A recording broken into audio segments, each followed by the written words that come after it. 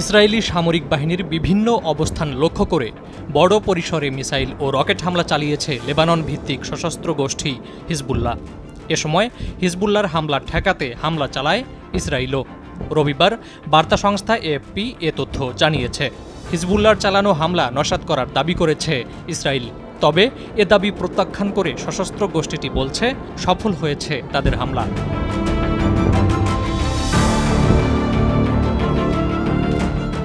গেল বছর ৭ই অক্টোবর হামাস ইসরায়েল যুদ্ধ শুরুর পর হামাসের সমর্থনে সীমান্ত এলাকায় ইসরায়েলের সাথে প্রায় দিনই গুলি বিনিময় করছে হিজবুল্লাহ। তবে আগুনে ঘি ঢালার মতো ইসরায়েল লেবানন সীমান্ত পরিস্থিতিকে আরও উত্তপ্ত করে তোলে হিজবুল্লাহ কমান্ডার ফুয়াদ শুকুর নিহত হওয়ার ঘটনাটি। ইসরায়েলি হামলায় নিহত হন এই কমান্ডার।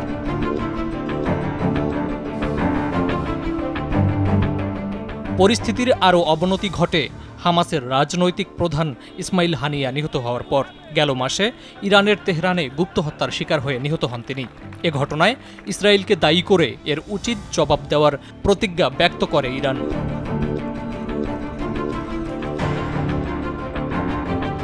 এ দুটি ঘটনার পর ইসরায়েলে ইরান ও এর মিত্র হিজবুল্লাহর পাল্টা হামলা ছিল সময়ের অপেক্ষা মাত্র।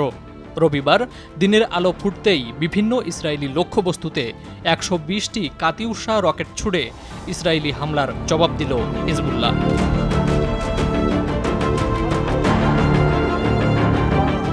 অন্যদিকে লেবাননের অসংখ্য জায়গায় ইসরায়েল হামলা চালিয়েছে বলে জানিয়েছে দেশটির জাতীয় সংবাদ সংস্থা।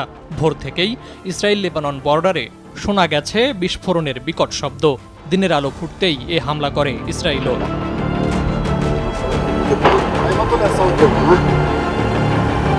উত্তর ও মধ্য ইসরায়েলের দিকে তাক করে রাখা হিজবুল্লাহর হাজার হাজার রকেট লঞ্চার লক্ষ্যবস্তু করার দাবি জানিয়েছে ইসরায়েলি প্রতিরক্ষা বাহিনী।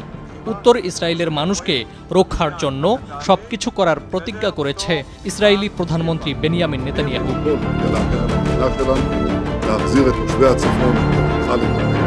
এ পরিস্থিতিতে দেশবাসীকে সতর্ক করেছে ইসরায়েল। রবিবার সকাল ৬টা থেকে দেশব্যাপী ৪৮ ঘণ্টার জরুরি অবস্থা ঘোষণা করেছে ইসরায়েলি প্রতিরক্ষা মন্ত্রী ইয়োব গ্যালান্ট।